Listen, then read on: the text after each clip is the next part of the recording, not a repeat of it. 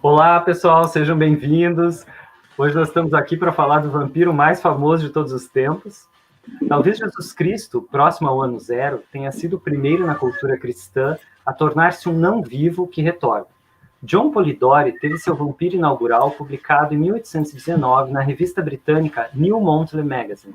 Mas foi Bram Stoker, nascido em Dublin no ano de 1847, que fixou no consciente coletivo a figura de um conde morto que se alimenta de sangue, juntando o monstro do folclore popular com um descendente de Átila, o Huno, soldado, estadista e alquimista.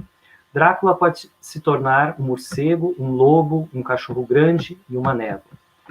Do lado de dentro estava de pé um velho alto, sem barba e com um comprido bigode branco, vestido de preto da cabeça aos pés.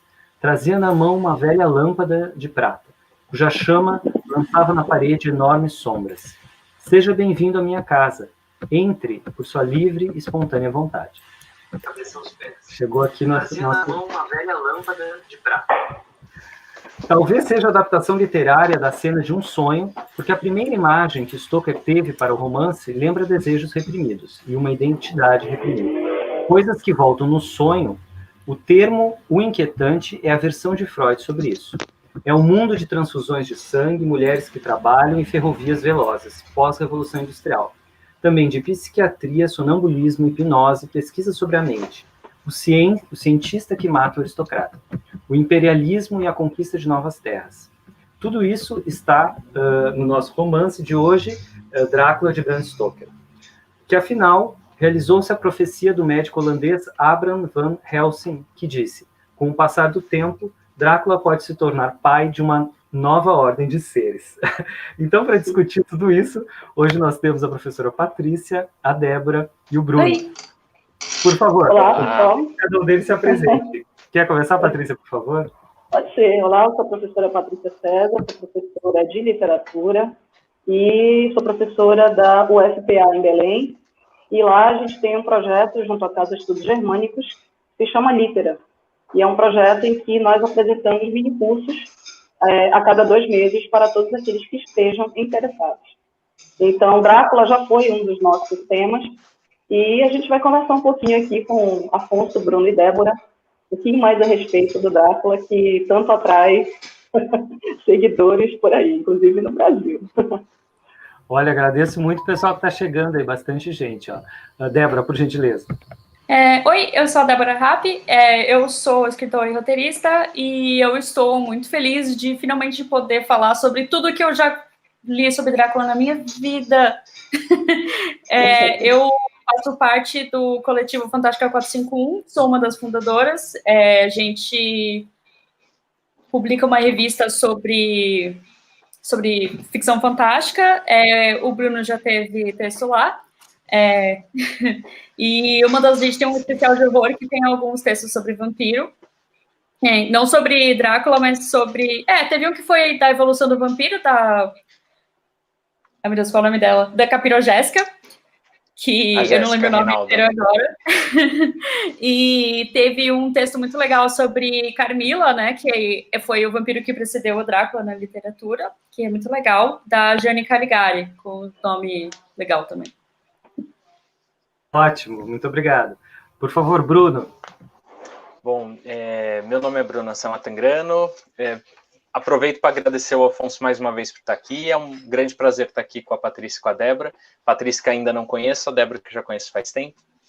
E eu pesquiso literatura fantástica, eu fiz mestrado e doutorado na USP.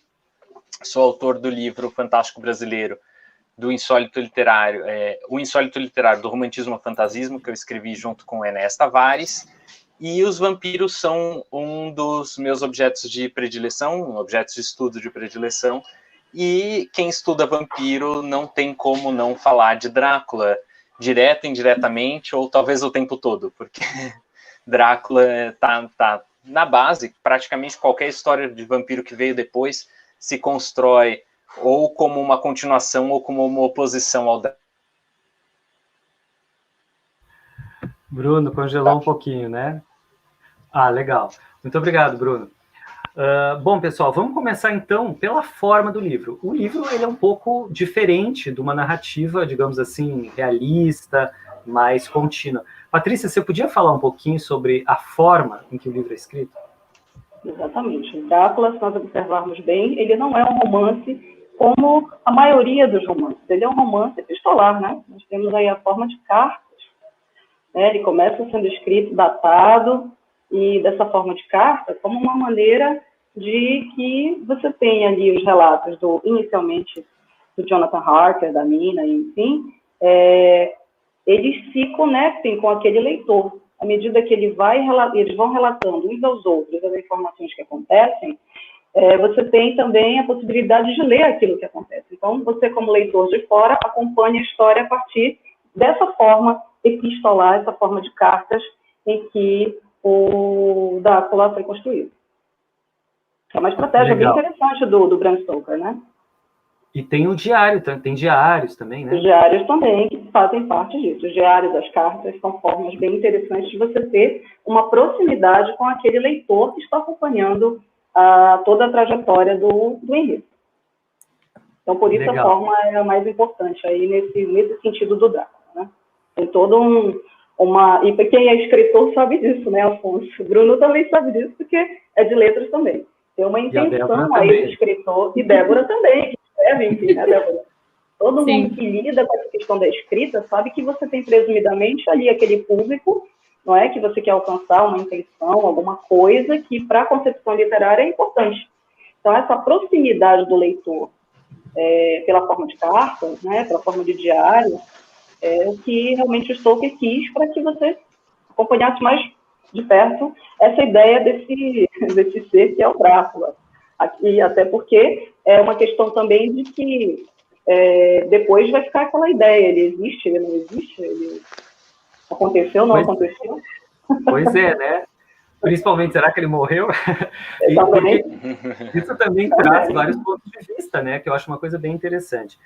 Eu queria perguntar para o Bruno, o que existia antes em termos de vampiro, como que eram os vampiros antes? Você pode dar um panorama para a gente, por favor? Claro. Bom, é sempre interessante separar o vampiro antes de Drácula em duas categorias, que é o vampiro folclórico e o vampiro literário. O vampiro folclórico é muito diferente do que a gente entende como vampiro hoje. Primeiro que ele não é nem de longe uma figura sedutora e tampouco uma figura maquiavélica ou capaz de grandes planos elaborados. O vampiro folclórico é uma espécie de assombração que voltava à vida unicamente para saciar o desejo de sangue. Quando o vampiro passa à literatura, então o vampiro folclórico nós estamos falando do século XV para cá, de que se tem notícia, né? Claro que há vestígios muito mais antigos, mas o que nós temos sistematizado são documentos a partir do século XV, notadamente do século XVI, XVII.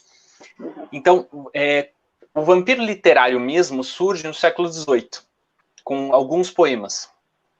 E no século XIX ele vai ser largamente desenvolvido e ampliado, né? A grande virada no que a gente entende por vampiro é o conto do Polidori, O Vampiro, que foi publicado em 1820, faz 200 anos esse ano, né? Até a editora Clepsidra fez essa edição com muitos paratextos em homenagem a esse texto. E por que eu estou falando do Polidori quando a gente vai falar do Drácula? Porque o Polidori conta justamente, é o primeiro a criar um vampiro aristocrático, um vampiro que é um nobre, um vampiro que tem uma relação com o leste europeu e que se desloca para a Inglaterra. Claro, as histórias são absurdamente diferentes, mas quando a gente pega esses eixos principais, a gente já vê um eco do que vai estar no romance do Stoker, né? E a partir do Polidori, o vampiro começa a ser trabalhado como essa figura que vai ser sedutora, vai ser inteligente, capaz, com poderes extraordinários, e não só uma força da natureza, ou um espírito que volta com uma sede insaciável, mas que pode ser facilmente contido, né?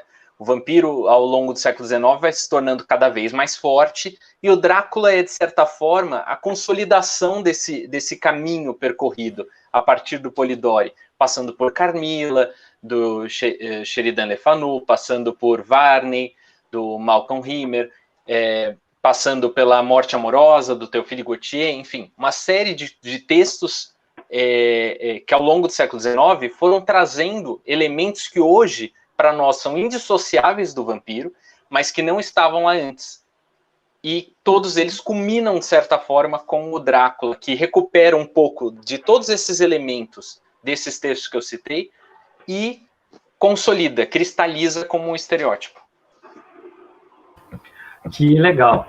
Eu vou ler aqui um trechinho do romance que diz assim, ó. Tive consciência da presença do conde e percebi que estava furioso. Como você ousa tocá-lo, qualquer uma de vocês? Como ousa lançar os olhos sobre ele quando eu tinha proibido? Para trás, eu ordeno a todas. Este homem me pertence. A bela garota, com uma risada de coquete obscena, voltou-se e respondeu.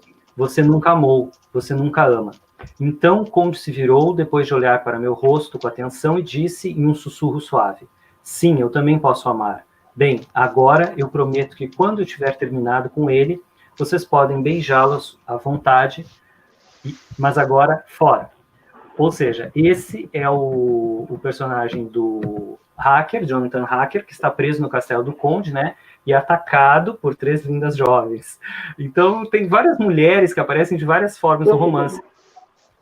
Aqui tem, quando a Mina começa a escrever, ela escreve uma carta para a amiga dela, Lucy, né? E ela diz assim, a vida de uma maestra, de uma professora auxiliar, com frequência resulta muito asfixiante. Eu queria que você falasse, Débora, como que você vê esses personagens femininos, né? E também essa relação com esse texto que o Bruno falou, que é Camila, um texto anterior, por favor. Então, essas mulheres que moram com o Drácula, né, que depois elas ficaram famosas no cinema como as noivas do Drácula, mas elas não têm tanta importância no livro, né? Elas aparecem em um trechinho e aí elas deixam o Jonathan Harker com muito medo, aí elas somem. E aí, tipo, não tem mais nenhuma menção sobre elas.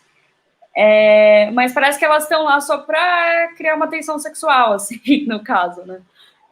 Que elas estão, e aí, tipo, o Jonathan Harker fica meio interessado e tal, e aí elas ficam nessa coisa meio de, será que elas são vítimas do Drácula? Será que elas já foram? E por que elas não morreram? Elas viraram vampiros também? Aí, será que tem mais vampiros? Como é que é isso daí? E aí fica aquele mistério, por que o Jonathan Harker não virou um vampiro também, né? Tipo, 1000 especulações. Mas, de maneira geral, elas meio que apresentam essa noção de, tipo, uma mulher fatal, né? Uma femme fatale mesmo, né? Mesmo que isso, tipo, é bem anacrônico na época. Mas, então elas estão aí como, sei lá, tipo, o puro sexo, assim, no Drácula. Que é um pouquinho como a Carmilla, né? Que o Bruno comentou. Que veio antes, que a Carmilla era a vampira lésbica, né, do Sheridan Le Fanu. Inclusive, alguém, pelo amor de Deus, publica a Carmilla de novo, que o último foi o da Edra, que já faz muitos anos. Mas além das vampiras que tem, né, as outras personagens femininas que são importantes são a Lucy, né, que é a primeira vítima do Drácula, e ela é, assim, bem a heroína do romantismo, né? Que ela é toda, eu tenho 3 namorados, eu não sei qual escolher, e ela fica lá, mas eu amo todos, eu não sei qual eu quero ficar. Né? Então ela é bem assim, estereotipada mesmo, né? Ela tem, tipo, ela é muito bondosa e tal, e fofinha, e por isso, ou sei lá, por qualquer outro motivo, que o Drácula se interessa por ela, e aí, tipo, ele vai matar ela, e ela se torna uma vampira também. E aí, quando ela vira uma vampira, ela vira outro tipo de pessoa, né, que eles até comentam, né, que ela fica mais voluptuosa e tal, e fica mais bonita depois que ela morre, né, que ela começa a virar uma vampira e tal, então, tipo, tem essa noção do vampirismo com desejo também. Então, tipo, antes, enquanto ela era, tipo, mesmo ela tendo 3 namorados, que ela era, tipo, super casta e tal, e não sei o quê, não sei com qual eu vou casar. Então vão, e ela é a primeira vampira que eles conseguem exterminar, né? Também. Então, tipo, quando a mulher começa a demonstrar algum desejo, tipo, não pode mais na Inglaterra vitoriana, né? Tipo, vamos acabar com ela, tira a cabeça e tal, e a vontade própria. Mas a Mina, que é a minha personagem preferida, né? Que é a esposa do Jonathan Harker, eles começam namorando quando ele vai pra lá, né? E aí, quando ele volta do castelo do Drácula, eles se casam num convento, assim, meio, vai que você morre, então vamos casar agora, né? E ela é muito interessante porque ela manda várias cartas pra Lucy, né, enquanto elas estão começando e tal, e ela dá, tipo, aquelas cartas de fofoca de amiga, né, de sugerindo, qual é o namorado que você gosta mais também. Mas, além disso, ela manda as mensagens pro Harker também, eles ficam conversando, e você vê que ela é até mais inteligente do que os outros homens que aparecem na história, porque ela pega todas essas cartas que todo mundo escreve, porque, né, cada personagem escreve de um jeito, o médico, que eu não lembro o nome dele agora, ele grava no fonógrafo, né, e ela vai e ela transcreve tudo que ele escreveu. E, no fim, ela que conta a história. Ela junta tudo e escreve. O livro, como a gente conhece hoje, foi a Mina Harker que escreveu, né? Que ela foi, editou e colocou em ordem, né, de acontecimentos, do jeito que tá. Então, tipo, meio que ela é autora, né, do livro que chegou até a gente.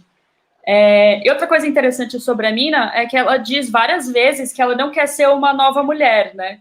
Que é como se referiam as feministas da primeira onda no século XIX. Que trabalhavam e tal, e ela fica, não, eu fiz um curso aqui de datilografia, mas eu quero ser uma esposa, né? Só que, no fim, ela acaba se mostrando muito mais engajada, ativa e tal, ela vai na caçada com Drácula, tipo, mesmo depois que ela é... Débora, eu vou te parar um pouquinho, claro, pra gente... Eu brinco assim com o pessoal que dá tudo no primeiro capítulo. No primeiro, tá aí não tem clímax. Beleza. Muito obrigado. Olha, quanta gente legal chegando. Muito obrigado, pessoal. Bom, mas mudando agora um pouquinho de assunto, só o doutor que você falou é o doutor Seward. John Seward. Não sei como é que você fala. Bom, então, eu vou ler aqui um trechinho que eu achei muito interessante. Parece que o primeiro rascunho do Bram Stoker foi Esse Homem Me Pertence. Ele teve um sonho, né, onde aparecia isso. É a cena mais ou menos que a gente leu. E aí tem umas cartas que ele mandou quando ele era jovenzinho para o Whitman, o Walt Whitman, é muito interessante. Onde ele fala, por exemplo, assim, acho que o senhor não vai rir de mim, nem me desprezar. Mas, em todo caso, agradeço por todo o amor e simpatia que você me deu em comum com a minha espécie. Então tem uma coisa bem, né, uma coisa bem amorosa aí, né?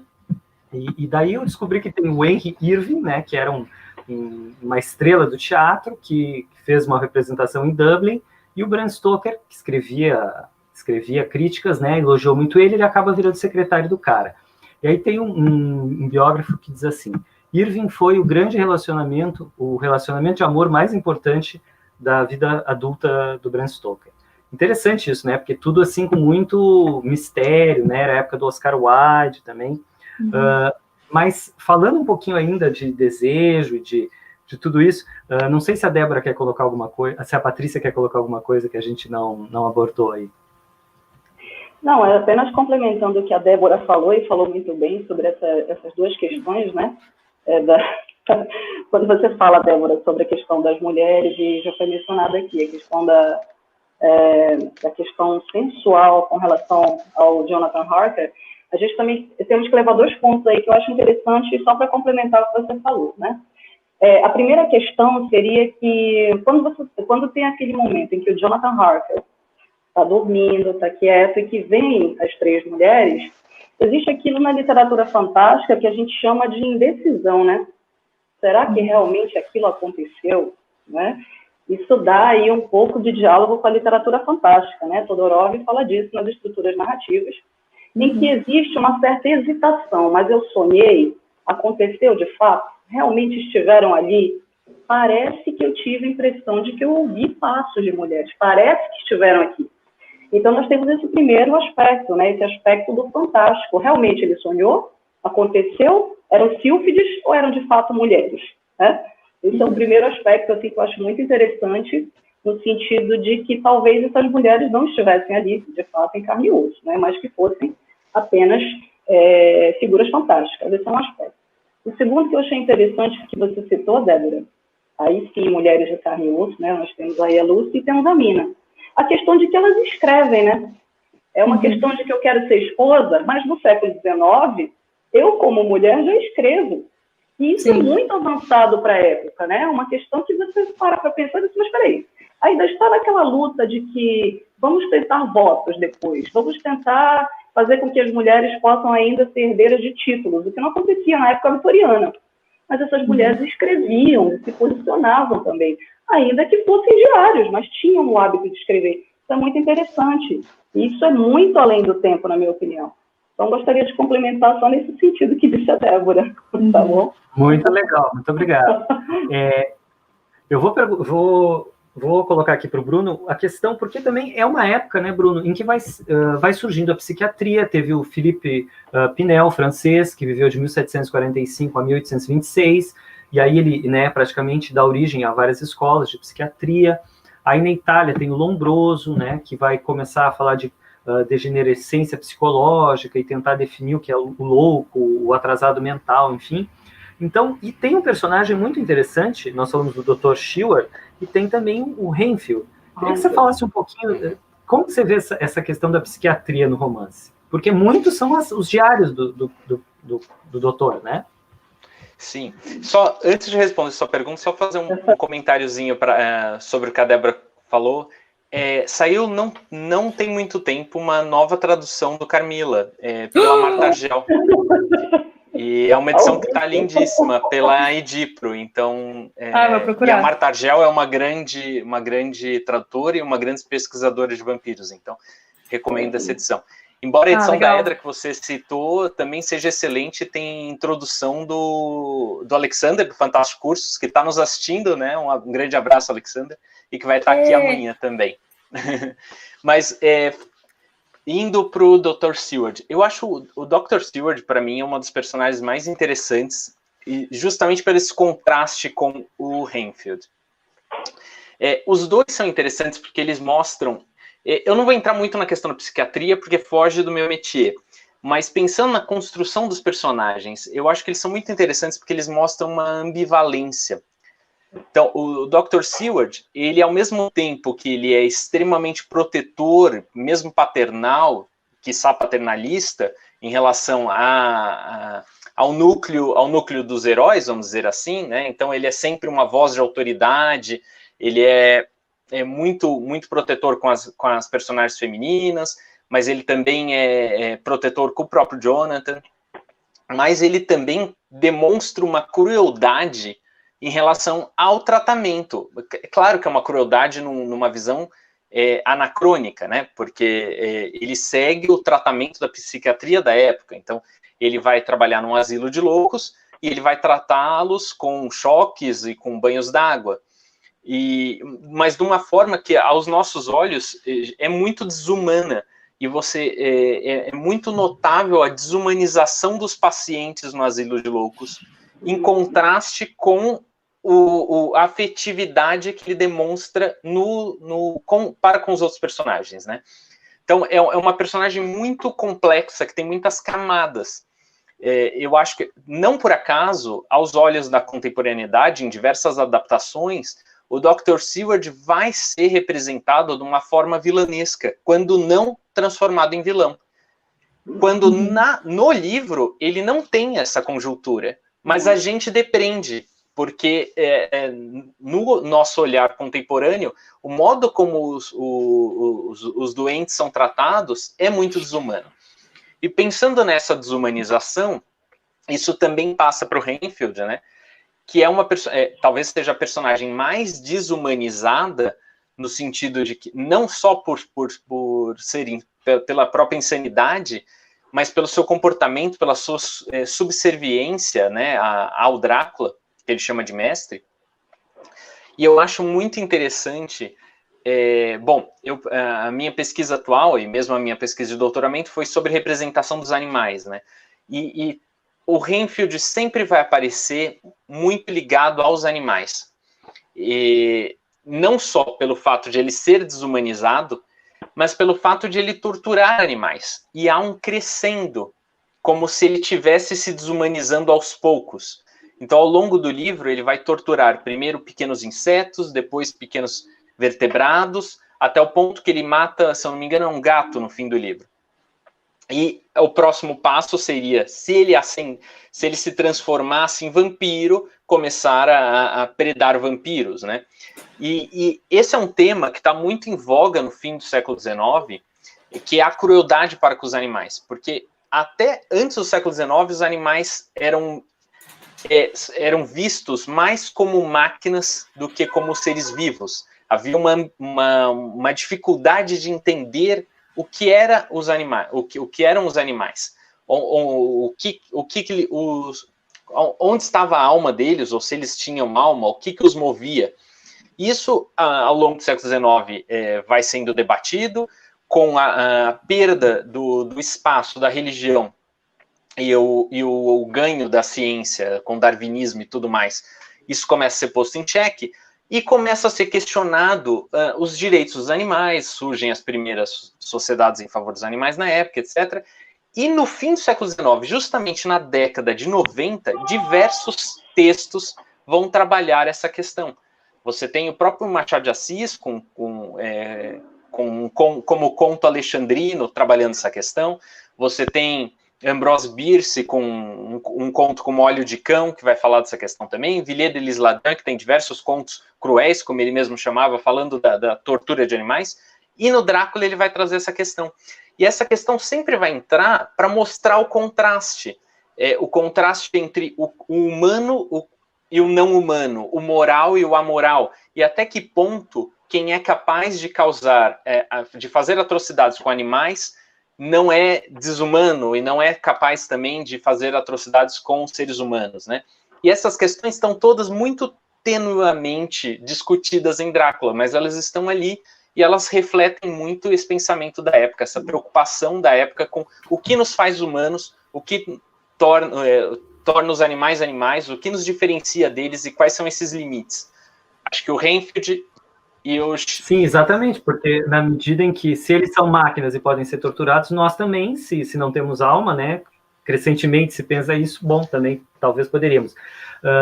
Muito obrigado, Bruno. O seu trabalho foi sobre animais no simbolismo. Isso, animais no simbolismo no doutorado, e agora eu estou pesquisando animais na literatura fantástica. Muito legal. Bom, o Bram Stoker, ele trabalhou então com o Irving no teatro, né, ele assistiu muito o Irving fazendo Fausto, então é muito interessante que o Fausto também tem esse lado demoníaco, né, o sobrenatural e tal. Bom, mas o teatro também tem cena de sonambulismo, por exemplo, a Lady Macbeth, né, que depois das atrocidades todas do marido, ela caminha lá no ato 5º, né. Então, quer dizer, tudo isso ele pode ter assistido no teatro, né. Depois tem uma ópera italiana, La Sonnambula, de 1831, que a famosa soprano Jane Lind vai em 1847 lá para Manchester e é recebida pelo Sr. Braid, que é um cirurgião, né, que hipnotiza. Então, sai no Manchester Guardian de 8 de setembro de 1847, tem a soprano visitando o grande hipnotista. Todos esses elementos que o Bram Stoker consegue trazer, né? E falando sobre isso, tem uma passagem mais lá para frente onde eles meio que encurralam, né, o Conde Drácula, e aí o Drácula vai dizer assim: vocês querem me pegar, não é verdade? Mas a minha vingança acaba de começar. Ela se prolongará através dos séculos, e eu tenho tempo a meu favor. As mulheres que vocês amam, elas são minhas, e através delas e de outras, vocês também ficarão a meus pés, submetidos às minhas ordens. Queria que a gente falasse um pouquinho dessa ligação da mina, né? Agora que já está mais por meio da live. Débora, agora pode. Agora pode. Porque eu estava no... Bom, em primeiro lugar, a Galadriel veio aqui participar da live. Ela disse para não maltratar os animais. Então, a mina, quando todos os outros personagens, eles percebem que o Drácula tá indo atrás da mina, né? Porque eles são muito inteligentes e fecham ela lá no hospital de psiquiatria, onde o Drácula tem permissão de entrar, né? Por causa do Reinfeldt. E aí eles vão lá encher caixa de areia e, tipo, largam ela sozinha. E aí o Drácula acaba entrando e morde ela, né? E aí, e ele começa a transformar ela em vampira e tal, e ela começa... Ela não muda o jeito como ela é, mas ela fica com muita vergonha disso, assim, como se fosse, tipo, a pior coisa que ela podia fazer. E aí, ela fica com uma mancha, né, na testa, onde o Van Helsing passa tenta curar ela com aquela bolachinha de católicos, que eu também não lembro o nome, mas tô ótima com as palavras hoje. Isso, com uma hóstia. Tô ótima de palavras. Bolachinha de católico. E aí fica a marca nela, e ela fica falando que ela tá impura, porque, tipo, teoricamente ela... dá pra entender, né, que ela transou com o Drácula pra virar um vampiro também. E aí ela cria uma ligação com ele, né? Ela começa a entender onde ele tá e tal. E ele meio que entra na cabeça dela, né? Então ela vai... Todo lugar onde ele tá, ela entende ele, né? Tipo, ele tá ali, ele tá indo pra não sei onde, tá num lugar muito frio e tal. Então, enquanto eles vão indo atrás do Drácula, a mina, tipo, fica meio de GPS, assim, falando pra onde que eles têm que ir, né? E, no fim, posso dar um spoiler de um livro de 200 anos... E aí, no fim, quando eles matam o Drácula de um jeito super anticlimático, tipo, teoricamente ela tá livre da maldição. Só que a gente sabe, né? Tipo, será que tá mesmo? Será que ela não virou uma vampira também? Só porque deram um fim no Drácula? Você quer colocar alguma coisa, Débora? Obrigado, Patrícia. Ou ao contrário. Não, acho interessante que a Débora sempre pesca aí essas referências femininas, né? Ela vai a fundo realmente nas interpretações, né? É bem interessante, porque existe também essa questão da relação de poder, né, Débora? Sim. E Bruno e Afonso. Porque se você pegar aquela versão, não lembro agora o diretor, mas a versão de Drácula do Bram Stoker, por exemplo, que já é uma questão comparada, né? A versão da Imagética. A cena, justamente, em que o Drácula ataca, né? E tem aquela cena toda sensual em que ela aparece, eu não lembro agora, com... o do Coppola, né? Que é com... Essa versão, isso fica muito evidenciado, mas também essa questão de relações de poder, né? Entre o homem e mulher, porque de uma certa forma, o Drácula ali, ele vai representar, digamos, embora não tenha o sexo definido, normalmente se interpreta como se fosse o sexo masculino, né? Então tem essa relação também, esse outro aspecto e espectro também. É bem interessante. Eu acho que perdura, né? Não morre ali. Foi, Bruno. Obrigado. Não, eu só ia comentar que é interessante que tanto o vampiro é associado ao masculino, que em francês e em português, no século XIX, não existia a palavra vampira. A palavra vampira já é um acréscimo do século XX. É uma adaptação quando a literatura e o cinema demandam que haja essa tradução, né? Apesar de já existirem vampiras, como a própria Carmila, no século XIX. Mas, então, na sua concepção, a própria palavra não dá margem para flexão. É um termo masculino, então... Genial.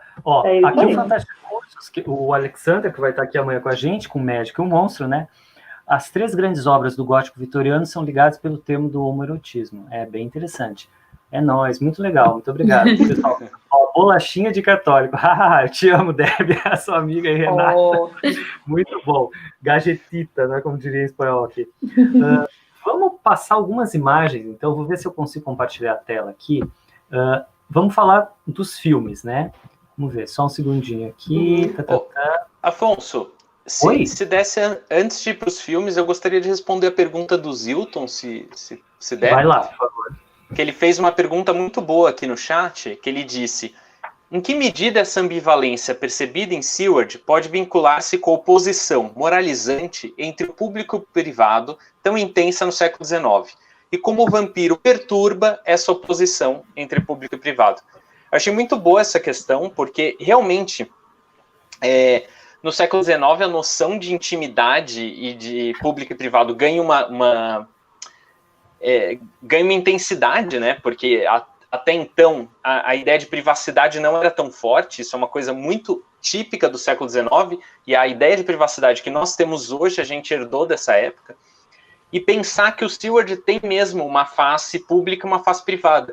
Só que o que eu achei curioso pensar, e eu não havia pensado nisso, me veio à cabeça agora, lendo a pergunta do Zilton, é que no caso do Seward, o que nós poderíamos esperar da faceta pública dele, que seria essa mais boazinha, não acontece, porque é justamente quando ele assume a faceta profissional dele, a faceta pública como médico psiquiatra, que ele vai ser cruel. E ele vai ser uma pessoa mais doce no âmbito privado, nas relações muito íntimas da noiva e dos amigos pessoais. Então, eu acho muito curioso, porque a rigor nós pensaríamos que as pessoas se mostram afáveis publicamente e a crueldade ficaria reservada para o espaço doméstico. E no caso do Seward, isso é totalmente contrário. O que só demonstra o quanto não havia noção de crueldade nem para... Opa! Bruno congelou um pouquinho. Vai ficar aí o mistério no ar até o Bruno voltar. Muito boa essa pergunta para a gente pensar. Tá. Nós vamos agora então para o cinema, né? A gente estava comentando então que muito tem a ver com a figura do Fausto, né? Que tem o demônio, Mefistófeles, uma figura, né, demoníaca que faz esse pacto. Em 1819, o João Polidori, então, escreveu esse pequeno conto, o Vampiro, né? O Charles Nodier, não sei como é que fala, foi o primeiro que adaptou, né, para o palco, em Paris, estreou em 1820, foi um grande sucesso e foi traduzido em Londres pelo Planchet, logo em seguida, com o nome The Vampire ou A Noiva das Ilhas, e parece que o Bram Stoker viu também essa versão, né? Então, vamos passar algumas imagens, tá? De alguns filmes, como a Patrícia estava comentando ali. Vamos ver se eu consigo fazer certo. Esse aqui é o Irving, né? E esse aqui o Bram Stoker, né? Deixa eu ver se eu consigo aumentar aqui 100%. Tá. Então, aqui nós temos uma versão dos anos 30, acho que é, né? 1931. 31. Depois... Bela Lugosi. Bela Lugosi, depois o Lee, né, Christopher Lee, nos anos 70. 73. Depois aqui, já nos 70, eu acho também 77, se não me engano, aquele filme da Hammer, né? Esse aqui é 77, acho que é um filme inglês. 77, exato. Da Hammer, Estúdio Hammer. Sim. E aqui nós temos a drag queen do inferno, a drag queen de Star Wars, do Coppola. Aqui, as mulheres que vocês estavam comentando, né? Aqui o cocheiro. Só para a gente ter uma visão aí de algumas cenas legais. Na verdade, o filme do Coppola tem muitas cenas boas, né? É só a figura essa do Drácula velho, que eu acho que ficou um pouco over, assim.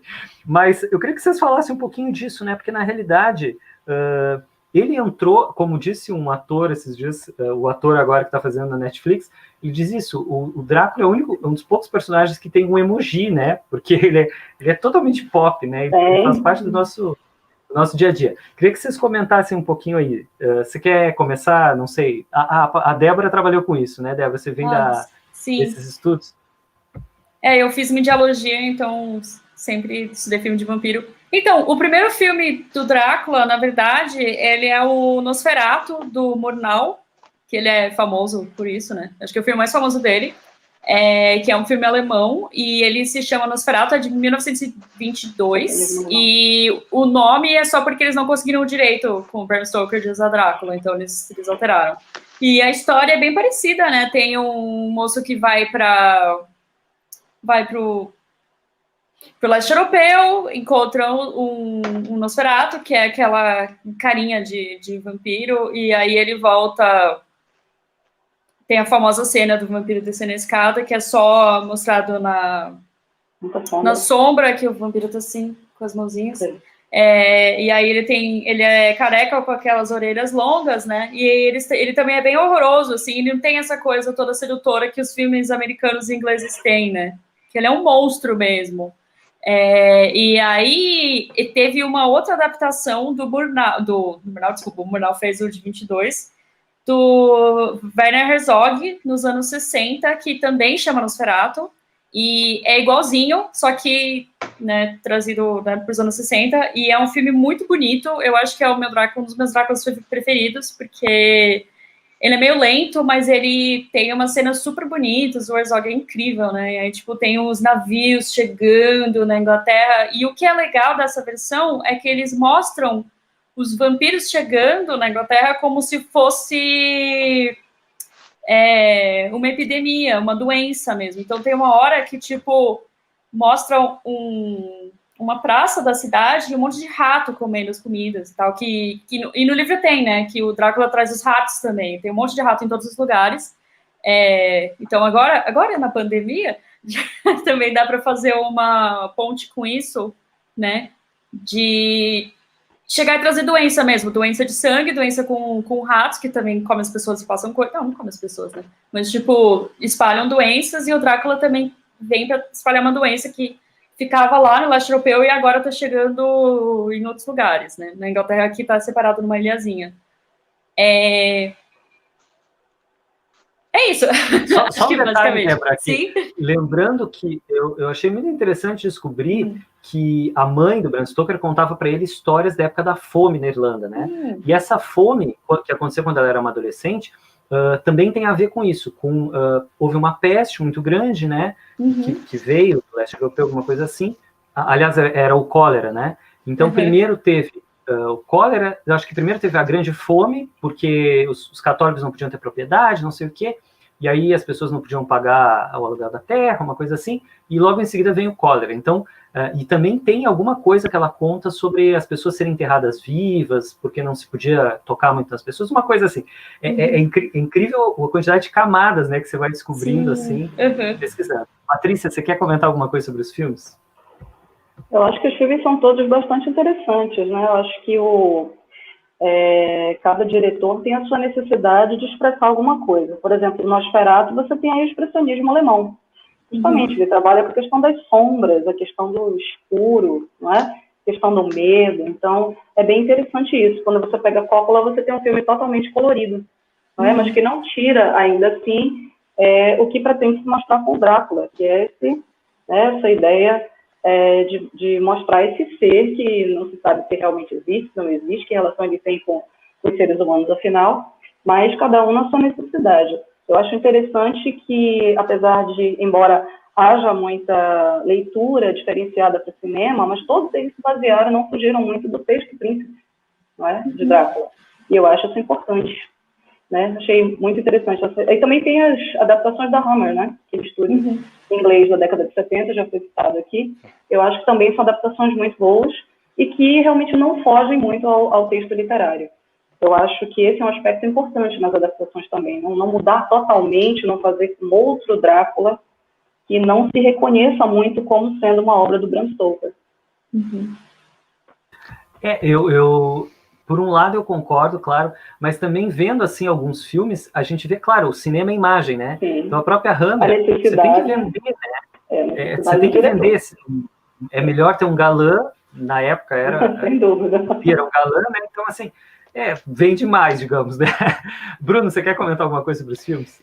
Sim, uma coisa que eu acho muito interessante dos filmes é o potencial que eles têm de acrescentar novas informações que nós acabamos tomando como canônicas, vamos dizer assim. No caso do Nosferatu, do Murnau, por exemplo, foi esse filme que estipulou a ideia de que o vampiro morre quando exposto à luz do sol.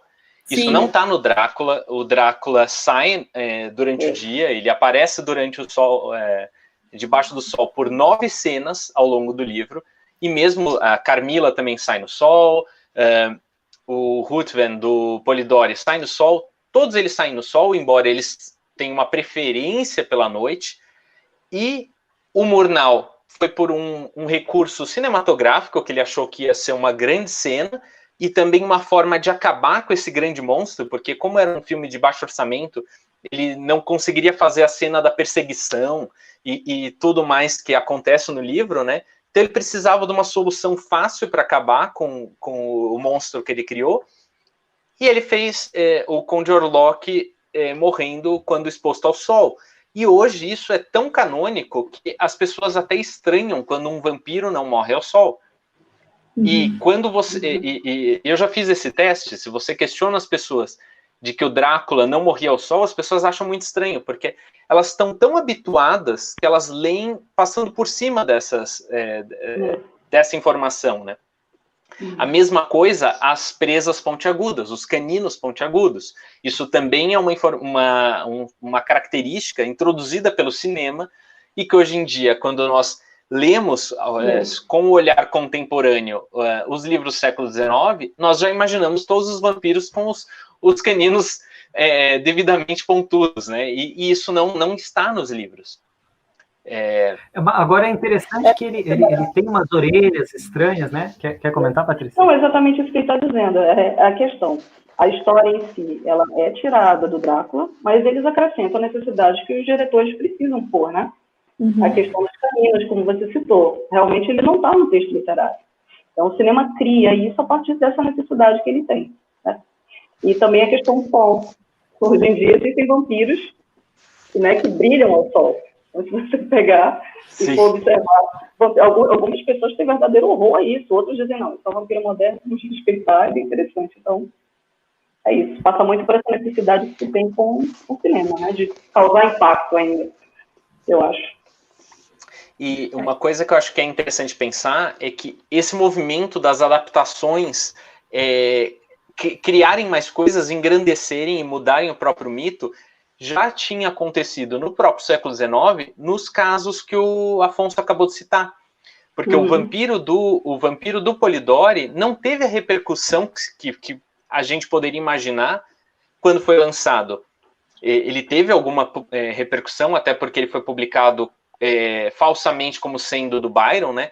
Mas o grande sucesso foi a peça do Nodier e depois a peça do Planchet, que levaram aos palcos, mudaram muito, muito a história, e hoje em dia, quando se pensa no Ruthven, é muito mais o Ruthven dos palcos do que o Ruthven do texto do Polidori. E eu preciso falar de novo do livro da Clepsida, porque aqui, além do texto do Polidori, também estão as peças do Nodier e do Planchet. Então é muito legal para a gente ler na sequência e ver como essa figura foi sendo transformada, esse personagem do Ruthven, e como isso acontece no século XX com o Drácula em relação ao cinema. Olha, Bruno, muito obrigado. Nós fizemos uma parceria com a Amazon, depois que meus irmãos me puxaram bastante a orelha, então vocês vão comprar depois esse livro aqui, até eu vou comprar. Eu queria ler um trechinho sobre o fim, né? Esse fim que vocês estavam colocando, né? Vai dizer a Mina, enquanto eu observava, então eles chegaram no castelo, lá na Transilvânia, abriram o caixão, enquanto eu observava, o conde olhava o pôr do sol. Sua expressão de ódio acabou se tornando uma expressão de triunfo. Por um instante, relampejou o enorme machete das mãos do Jonathan. Não pude evitar um grito ao ver como ele cortava o pescoço, e como a faca de montanha de Morris penetrava no coração. Sucedeu, então, um milagre. Na frente dos nossos olhos, aquele horrível corpo se transformou em pó e desapareceu da nossa vista. Então, só para a gente ver, né, o final original, digamos assim. Eu não sei se alguém quer comentar assim, sobre o fim, possível fim. O que seria o pó? Voltando do pó ao pó, né? Bom, eu acho que a Débora já tinha levantado a bola, né, de que o fim não deixa de ser um pouco aberto, né? E eu acho muito interessante como a literatura contemporânea bebe desse fim aberto, né? E repensa, e reimagina. Um dos meus livros favoritos dessa reinterpretação do Drácula é o Ano Drácula. Não sei se vocês conhecem, é uma história alternativa que parte da premissa e se Drácula não houvesse morrido no fim do livro. E daí ele vai criar uma Vitória, não é isso? Como? Ele casa com a Vitória, com a Rainha Vitória. Sim, com a Rainha Ele Vitória. casa com a Rainha Vitória, vira príncipe consorte e domina a Inglaterra. É um livro maravilhoso. É interessante, mas essa coisa aberta, Bruno, é interessante, né? Porque o leitor fica com a decisão que ele quer. Não vai ter aquele impacto de dizer, mas eu esperava isso aqui não aconteceu. Eu interpreto a forma que eu quero. A literatura tem essa flexibilidade de deixar em aberto, né? Sim. Nós temos muitos autores que também deixaram grandes obras em aberto, por exemplo, o Guarani, o José de Alencar, o final é aberto, você interpreta como quer. Eu acho bem válido, acho interessante, porque a literatura é infinita, né? Recria muito e você tem uma possibilidade muito grande de trabalhar muitas coisas que você queira, sem que deixe aquela coisa muito fechada. Não, isso eu acho um grande trunfo do livro. Sem dúvida. Né? Falando então um pouquinho dessas adaptações modernas, eu queria que vocês falassem qual vampiro pós-Drácula que vocês gostam mais. Quer começar, Débora? Ai, que difícil. Não, começa outra pessoa, eu vou ficar pensando. Outra pessoa, ok. Eu vou ler os comentários então enquanto vocês pensam, ó. O Alexander aqui comentou, né, que era muito interessante aquilo que a gente comentou, principalmente quando lembramos que a figura do vampiro nasce no feminino. Muito legal. A Patrícia falando aqui do Conde Orlok, 1922. Que é a do Murnau. É o Nosferatu, sim. É o Nosferatu, né? A minha paixão por vampiros começou no filme de Drácula do Langella, olha, 1979. Olha que legal. O pessoal aqui perguntando da Netflix, no final vocês contam aí. A Patrícia, só falando que a Patrícia Radek é uma grande pesquisadora de vampiros, fez uma tese sobre a Anne Rice. Então é muito legal tê-la presente aqui. Um grande abraço, muito obrigado, Patrícia. Muito obrigado. Ó, então aqui o pessoal comentando, ó, a Patrícia justamente, né, o ator Langella também começou no teatro devido ao seu grande sucesso, foi convidado para ser estrela do filme. Olha que legal. Muito bom. E aqui o Dr. Stewart vai ser um grande protagonista. No filme, será, né? Eu acho que ela está falando do Ano Drácula. No Drácula, sim. Eu já li faz tempo, nem me lembro mais. Bom, então agora sim. Não sei se vocês querem comentar de algum livro ou que tenha vampirismo, que seja do século XX, assim. Quem quer começar? Bruno. Posso começar. Bom, eu reforço o Ano Drácula, que é um livro que eu gosto muito, mas eu acho que, já que a pergunta foi bem aberta, eu vou falar um pouco de Brasil. E eu recomendo muito o livro Kaori, Perfume de Vampira, da Julia Moon, que para mim é um grande livro de vampiro, é uma história muito rica, um romance histórico muito rico, que a Julia Moon ela pega a tradição vampiresca de Drácula e de Anne Rice, vamos dizer assim, ela retoma muito do vampiro dessas duas fontes e mistura com o folclore japonês e traz para São Paulo dos dias atuais. Então ela vai intercalando capítulos passados no Japão medieval, capítulos passados na Liberdade, no bairro da Liberdade de São Paulo, de hoje em dia, e vai entrecruzando essas histórias ao mesmo tempo que ela brinca com o imaginário japonês e com o imaginário europeu, com esse vampiro que é tanto um herdeiro de Drácula e Lestat, quanto um herdeiro dos monstros japoneses. É um grande livro e é uma autora brasileira que eu acho que merece ser muito mais lida. Eu não conheço muito a mitologia japonesa, mas assim, eu fiquei impressionado como eles têm esse imaginário do fantasma, né, e vários monstros orientais lá, comedores de gente e tal. É muito, muito rica realmente essa tradição fantásmica, vamos dizer assim. Quem mais, Débora? Eu vou recomendar o What We Do in the Shadows, que é o filme do Taika Waititi, e também tem a série, né, agora, e é maravilhoso porque eles pegam 3 ou 4, tô toda ruim de memória hoje, tipos de vampiros diferentes e colocam todos eles como se eles estivessem morando juntos numa república na Nova Zelândia. Apenas porque as pessoas são de lá, são 4, né? E aí tem o Nosferatu, que mora no porão, e aí um vampiro dandy, um vampiro que é todo pegador, e outro que chega depois, que é um vampiro moderno, assim. E aí ele é comido pelo Nosferatu, e aí eles, tipo, aprontam altas aventuras. E é muito bom, porque é um documentário, então, tipo, ele é todo filmado em... Eles estão se filmando. Baixo orçamento. Oi? É como se eles estivessem fazendo como uma se live. eles estivessem se filmando, exatamente, fazendo um documentário sobre eles mesmos e tal, e mostrando, essa é a nossa vida, não tem medo da gente, mas o Nosferatu não chega muito perto dele, não, porque ele é mais animalesco e tal. E nós que moramos nas trevas, como é que é em português? Acho que é isso, o que fazemos nas sombras. O que isso, fazemos isso. nas sombras. E é ótimo. Patrícia, você tem algum vampiro aí? Olha, a minha predileção fica com Anne Rice mesmo. Entrevista com o vampiro ainda é um clássico para mim, né? Gosto muito e acho que ela é top nesse sentido de vampiros, então fico com ela. Realmente, ela criou assim um universo, né, todo, enfim. Universo vampirístico, exato. Ela traz Roma, ela traz, né, vai trazendo um monte de coisa. Revolução Francesa. Pluralidade de lugares, de tipos de vampiros, mentalidades, enfim, é bem interessante. E sempre tem aquela ideia, né? Podemos tirar de cada um deles muitas coisas. Então, eu acho uma riqueza muito grande na obra dela. Muito, muito grande. E tem o filme também, né? Sim, tem o filme é tão bom. Como é que é o Entrevista com o Vampiro, né? Sim, é maravilhoso. É muito bom. Saudades. Muito bom. Bom, pessoal, então, estamos chegando no fim, né?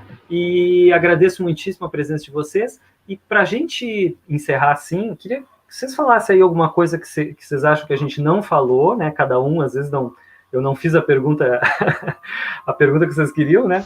E as conclusões finais e alguma outra dica que vocês queiram deixar aí para o público. Não sei, quer começar, Patrícia? Bom, eu não tenho nenhuma colocação a mais do que já foi dito. Eu acho que o papo foi muito interessante. Gostaria de agradecer muito, Afonso, o seu convite, né? Achei a conversa muito legal. Bruno trouxe muitas informações importantes aqui sobre vampiros, para quem, de repente, ainda não teve a oportunidade de saber, né, mais a respeito dos vampiros. A gente tem uma boa fonte com o Bruno, né? Débora também. Obrigado, Patrícia. Esse lado feminino do que aparece com os vampiros. Aí achei muito interessante isso, que eu também acho legal. E é isso, eu realmente não tenho nada a acrescentar. Achei tudo muito interessante e, enfim, estão todos de parabéns, eu acho. Obrigada. Legal. Bruno, por favor. Bom, começo agradecendo novamente, Afonso, pelo convite, pela oportunidade de estar aqui, e adorei a companhia, estávamos em ótima companhia, Patrícia e Débora, foi ótimo ouvi-las. Acho que nossos pontos de vista partiram de lugares muito diferentes e gerou uma conversa muito legal, muito rica. Sim. Bom, eu reforço só minhas indicações. Eu acho que mais questões sobre o Drácula a gente teria o suficiente por uma live que durasse uma semana, né? Então eu acho que paramos por aqui, fica mais a provocação para que as pessoas vão atrás do livro e de suas diversas adaptações e continuações. E eu só queria fazer uma indicação, então, para além do livro que eu já mostrei aqui, do Ano Drácula e tal, que é esse livro aqui, Transposições Fílmicas, as literaturas de língua inglesa no cinema, que é um livro sobre adaptações de obras de língua inglesa para o cinema. Tem 2 capítulos sobre o Drácula, e um deles foi escrito por mim, pela Carol Ciovato, que é minha esposa doutoranda na USP, e pela Enéas Tavares. É um longo capítulo de quase 40 páginas que a gente faz um panorama das adaptações do Drácula no cinema, centrando na do Francis Ford Coppola e nas diferenças em relação ao livro. Então fica a dica para quem se interessa pelo tema. Fantástico. Débora, por favor. Eu queria comentar do comentário sobre o Drácula do Netflix. Eu comecei a assistir, a gente acabou não comentando, né? Eu só assisti o primeiro. Eu só assisti o primeiro episódio, eu não terminei porque ele dá medo e estamos na quarentena e não quero sentir medo. Neste momento, em outros momentos, gostaria de retornar. Mas eu gostei muito, eu achei ele muito legal. Eu adorei que eles transformaram Van Helsing numa freira, achei demais. E que as escolhas que eles fizeram, né? Tipo, ele é bem distante do livro, né? Não tanto, assim, acho meio natural as escolhas que eles fizeram, acho que seriam escolhas que eu faria também. Eu achei ótimo, quero ver como vai terminar. Ah, que legal. Olha aqui o Laio, nosso parceiro do canal Mais Direitos Humanos, gostando, que bom. A Carol, no livro do Bruno e do Enéas sobre o Fantástico Brasileiro, tem uma sessão inteira sobre os vampiros. Que legal, né? Ele comentou, né? Muito legal. Eu vou comentar também que, por incentivo da Vera Carvalho, eu acabei publicando um texto meu de 2011, que é sobre vampiros e tal, e alquimistas, se chama Mercúrios, eu botei na Amazon. Quem quiser tá aí embaixo. E também tem o Lord Kevin. Legal, esse... Afonso. Obrigado. Vampiros e Outros Assassinos também, que esse eu publiquei em 2011 mesmo, que são alguns contos desse Lorde aí, o que ele apronta. Ele também escreve. Amanhã, gente, a gente tem, então, o Médico e o Monstro, com o Bruno, que vai estar aqui, né, de novo, dobradinha, com o Alexander, que estava aqui. Sábado nós vamos falar do Weird, do New Weird, e do China Miever, se é que eu estou pronunciando certo. Deem uma olhada aí no canal, que tem mais de 100 vídeos aí, para vocês se divertirem. E amanhã a gente se vê, então, com Stevenson. Sejam bem-vindos. Pessoal, muito obrigado, viu? Patrícia, muito obrigado. Débora, foi um prazer. Prazer. Obrigado você, foi um grande prazer. Agradeço a todos que acompanharam aí. Foi uma delícia. Muito obrigado. Até mais. Boa noite. Tchau, tchau. Tchau, boa noite.